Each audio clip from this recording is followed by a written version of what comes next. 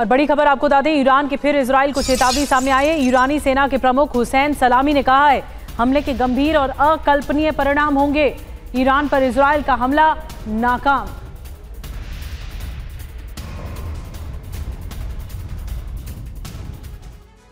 जी हाँ, ईरान का प्रतिशोध अब इसी इंतजार में दुनिया है और ईरान कैसे अपना रिवेंज पूरा करेगा। बड़ी बात क्या है, ईरान से इजराइल को लगातार चेतावनियां मिल रही हैं, धमकियां मिल रही हैं।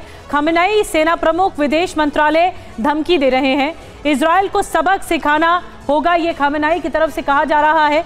इसके अलावा हुसैन सलमी की तरफ से कहा, जो IRGC के चीफ हैं, इजराइल पर अकल्पनीय हमला होगा, जो सोचा नहीं होगा इजराइल ने वो करेंगे हम। इस्माइल बघाई, प्रवक्ता विदेश मंत्रालय, जवाबी हमले के लिए निश्चित साधनों का उपयोग करेंगे, ये कहा जा रहा है ईरान की ओर से। खास बात क्या है, इराक ने इजराइल के खिलाफ UN में शिकायत दर्ज कराई है इराक ने। इसके अलावा हमले के लिए इराकी एयर स्पेस के इस्तेमाल की शिकायत की गई है। तो ये हर मुल्क ये कोशिश में है कि कैसे ईरान का समर्थन किया जाए, खास करके इराक। ईरान से तनाव के बीच इजराइल की तैयारी भी है। इजराइल एयर डिफेंस को मजबूत कर रहा है, रॉकेट और ड्रोन हमलों को रोकने की तैयारी है। इजराइल नई लेजर रक्षा तकनीक तैयार कर रहा है, आयरन बीम लेजर सिस्टम विकसित कर रहा है।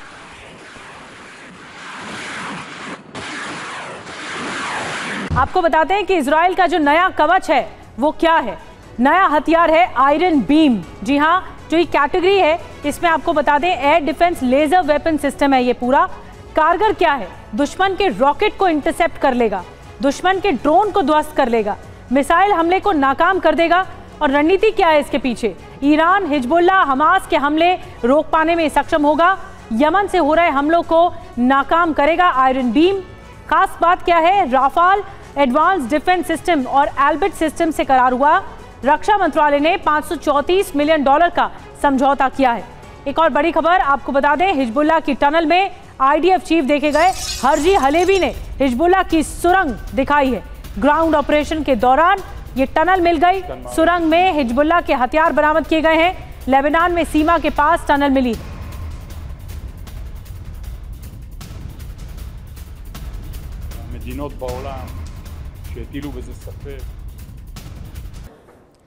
तो हलेवी IDF चीफ हैं, उनकी तरफ से दौरा किया गया इस सुरंग का।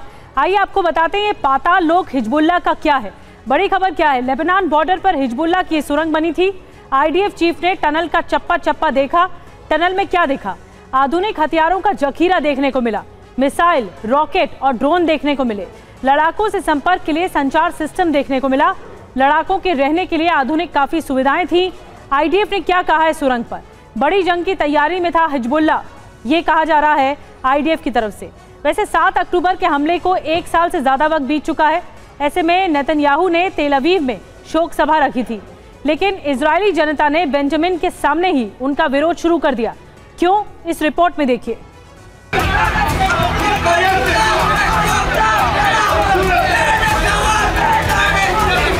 बेंजामिन नेतन्याहू ने बोलना शुरू ही किया, 2 लफ्ज ही निकले थे कि सामने मौजूद लोगों ने शोर मचाना शुरू कर दिया।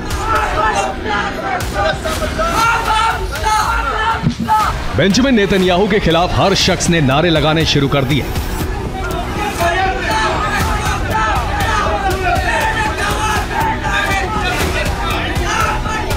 कोई अपने पिता की मौत का जिम्मेदार इजरायली प्रधानमंत्री को ठहरा रहा था, तो कोई उन्हें शर्म करने की नसीहत दे रहा था। ये तस्वीरें तेल अवीव की हैं, जहां इजरायली प्रधानमंत्री ने बीते साल हमास के हमले में मारे गए लोगों की याद में शोक सभा रखी थी। इसी दौरान कुछ लोगों ने उनके भाषण को बीच में रोकते हुए शेम ऑन यू के नारे लगाने शुरू कर दिए। नारे लगाने वाले लोग हमास के हमले में मारे गए लोगों के परिजन थे।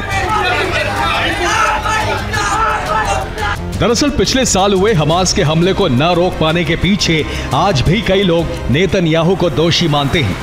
इनमें वो लोग भी शामिल थे जिनके परिवार वालों को हमास ने बंधक बनाया हुआ है। 1 साल बाद भी कई लोग हमास की गिरफ्त में हैं। ऐसे में लोगों के बीच नेतन्याहू को लेकर काफी गुस्सा है, जो इस सभा के दौरान भी दिखा। Bureau report, TV9 Bharatvarsh.